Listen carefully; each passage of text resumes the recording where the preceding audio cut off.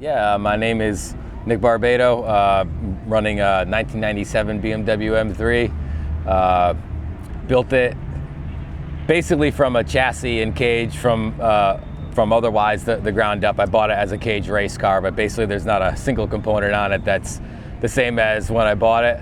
So yeah, just old school garage build, mostly off the shelf components, nothing fancy. And yeah, just been racing it with NASA.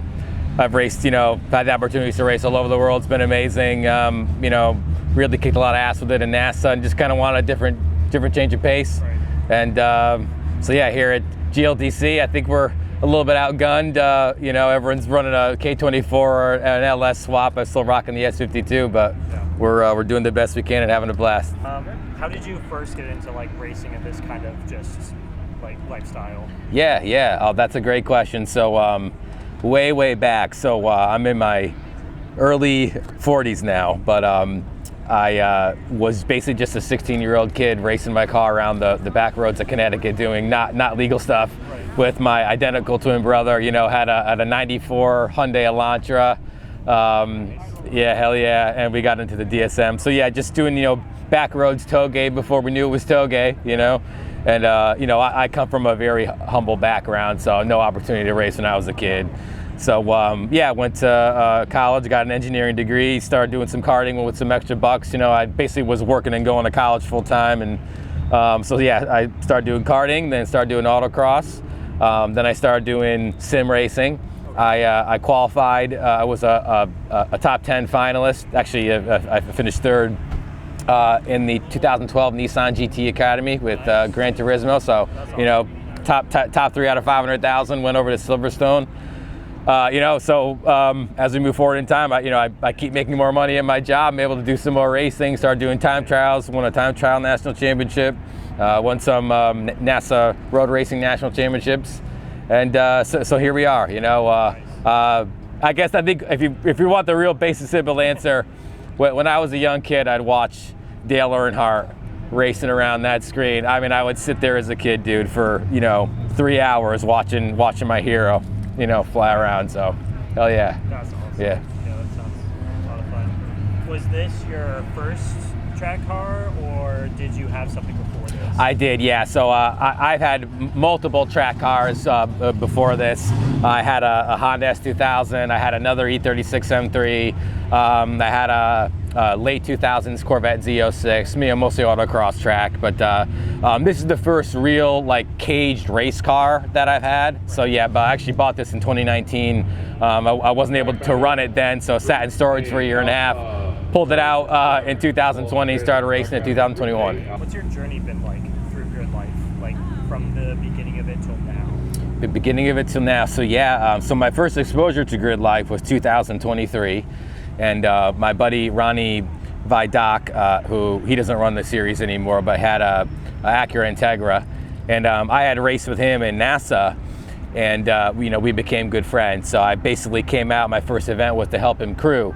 So I was his crew at Circuit Legends at Lime Rock in 2023. Gotcha. So I kind of got my exposure to the whole vibe, the whole scene. Saw some great racing up and down the field.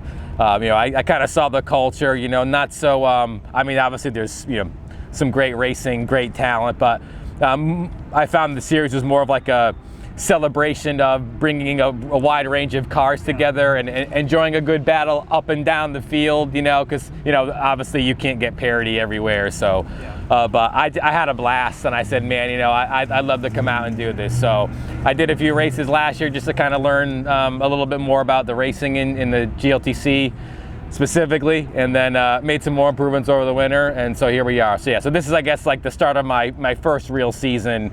First full season anyway in GLTC. Gotcha. Yeah. What about your M3 makes it unique? Unique to you? Unique to me, well, it's unique to me. I'm proud that it's still a street car, right? It's registered in Connecticut. It's insured. I hope my insurance company doesn't find out about that.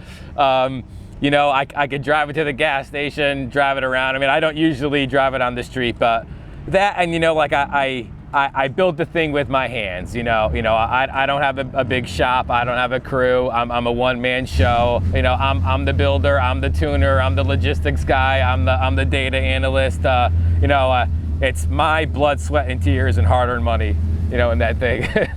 So that's cool. And it's cool. It's white. I've always loved white cars. I love how I bought it, and it had already kind of been in a couple little fender benders before I bought it, so it's not perfect. I feel like it gives the car some character. Yeah. I feel like I'm out here racing for all the dudes, that maybe can't afford to race right now, and they see a car that, they could build or buy themselves, and, it might not be fast enough to win against the front, but, it's driven 10/10ths, and it's going to keep those dudes honest. Do you have like short-term and long-term goals, or just short-term or just long-term goals with this thing? Yeah, I would say I have short and long-term. The short-term goals this season are to get some real overall podiums. So I got a couple of sprint race podiums last year with the car. So I wanted to get like an overall, total weekend podium. Probably not possible on this track, but at Lime Rock, which is my home track, which is like heavy cornering, the car is going to be very competitive. So yeah, short-term goals is, get some good finishes short here. I want to go for the overall win at Lime Rock. I might have a shot there. And long-term goal, if I could get a top 5 overall season finish, maybe even P3, if I just drive clean and smart, that would be awesome. And then super long-term, is if I really want to compete ultimately for the wins here, can I get a LS swap? Maybe I really go full tilt and build the car for the class. So so we'll see. Yeah. Okay. How do you plan on improving like driver skill? What's your plan for that? Yeah. It's really just adapting the skills to the car. I mean, I've been driving this car for 5 years. I mean, I'm 10/10ths with it, but you can never stop improving. I always keep it. I always practice on the driving simulator for every race. So I have like an E30 touring car in Assetto Corsa, and that's kind of similar handling feel to this car. So I practice mechanics. My threshold braking, trail braking. Easy inputs.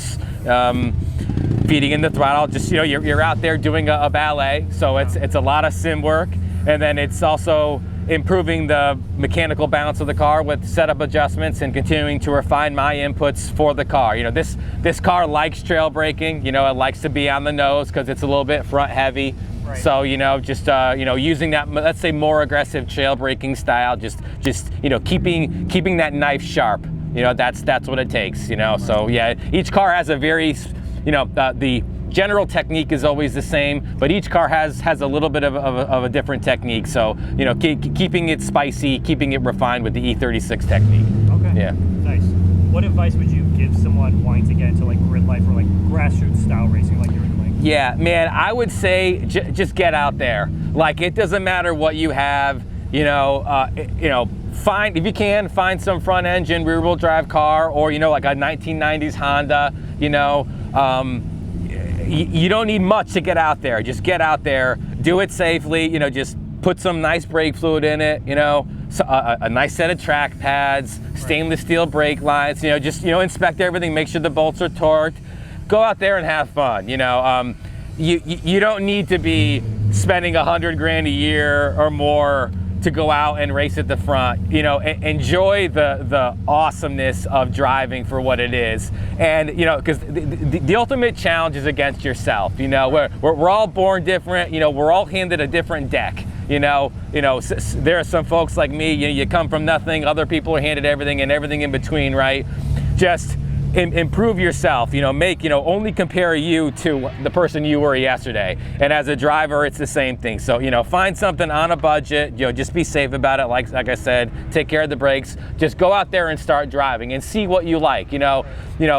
Maybe you just enjoy lapping, maybe you just, perhaps the wrenching and the mechanics side of it, the building side, maybe that's what excites you. And, you just enjoy driving, but you're not really trying to be competitive. Or maybe you're the opposite, maybe you love the intense competition, and maybe it's just a time trial or wheel to wheel. So there's like, or maybe you'd even like to go out and do drifting. Each person's different. There's like a wide range of ways you can get involved. Just find out what you love and what you get most excited about, and that's the direction you should go in. And that's different for everybody. Okay. Nice. Yeah. What would you do differently if you go back at the beginning of your racing journey? Oh wow, man, that's a tough question. Probably like be rich. You know, because you know I've went up and as far as I can go. You know, I've done some pro racing. I had some racing wins, pole positions, some awesome stuff, you know, but ultimately it's like you hit this wall of funding, right? So if you don't have sponsorship, you're not going to get any far in the pro series. And you know, there's a saying in pro racing, it's like anybody that shows up, doesn't matter if you're Max Verstappen or whatever, until you get to F1, which is like, you know, 18 people of, you know, 9 billion around the planet. It's like, so, okay, that's not realistic. Like you have to have someone, there's always somebody paying, right? So you have to find a goal and say, okay, how much is this going to cost, and how am I going to get there? So if you know, want to make it up to the like real quote unquote pro ranks, you have to find a way to fund that, whether that's sponsorship or your own pocket in any route.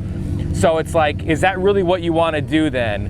What I think is a recalibration of what's most important to you, right? I want to be respected as a top driver, a top talent, you know, who's just getting the most out of whatever he's driving, right? So I guess if I could go back and talk to myself maybe 15, 20 years ago when I started doing that, it's to tell myself that, like, look, this is about your own journey. This is about proving to yourself that you can race with the best people in the world.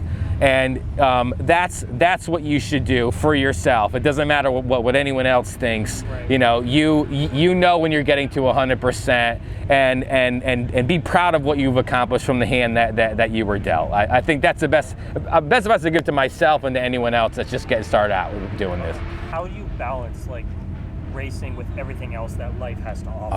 Oh man, that's a tough question. Well, I have an awesome wife, you know, and she knows I've been loving this forever, right? So I met her in the early 2000s. She's awesome. That's my wife, Amy. Getting a little bit choked up because you know, I guess for family, you got to find someone who's willing to support you, yeah. Right? And you have to have a high energy level, but you can't let anything go. There's a phrase that I've heard, it's great, it's called watering the garden, right? So, you know, you can have a wonderful garden out in the backyard, right? But you have to just water it every day, right? You know, but you can't let it go for too long or else you're gonna lose the garden, right? So I think managing life, whether it's my work responsibilities, right? Because I still work 60, 65 hours a week, I'm an engineer. So, you know, you make sure you work hard at work, you come back, you give your attention and your time to your family, you know, spend time with your family. And then once those two things are done, right, then you put time into the race car, then it's in the garage, you know. But, you know, you say, okay, I'm going to do 4 or 5 race weekends a year, you know, let's do a couple trips, right? You can't neglect any one thing. So, yeah, it's always remembering that it's a garden. You have to water the garden, and everything needs attention, and you can't neglect anything. But you know, I guess there's no one easy solution. Every situation is different. But yeah, I think you need that. You know, you need someone in your life to support you. So, you know, don't ever neglect the people in your life that support you. Yeah, that's awesome. Where can people find you on the socials and everything? Best way is Instagram. Nicholas.Barbato, Nicholas.Barbato, Barbato. Shoot me a follow, that would really help. There's a link to my YouTube channel, and I do some coaching on the side. It's called Barbato Speed Factory. You know, look me up on YouTube. I want to try to post more videos there, and I try to, you know, post cool stuff about the car, you know, some coaching and driving tips, setup tips, you know, stuff about what, you know, the life is like. So yeah, you know, please look me up, shoot me a file. That'll help me out, help me to try to get some more sponsors, because, you know, for a guy who's just basically, I'm just a one-man show. So, you know, every little bit of sponsorship helps, you know, because that's really what the sponsors care about, you know. So yeah, if you're listening to this and you want to follow, please do it. I appreciate it.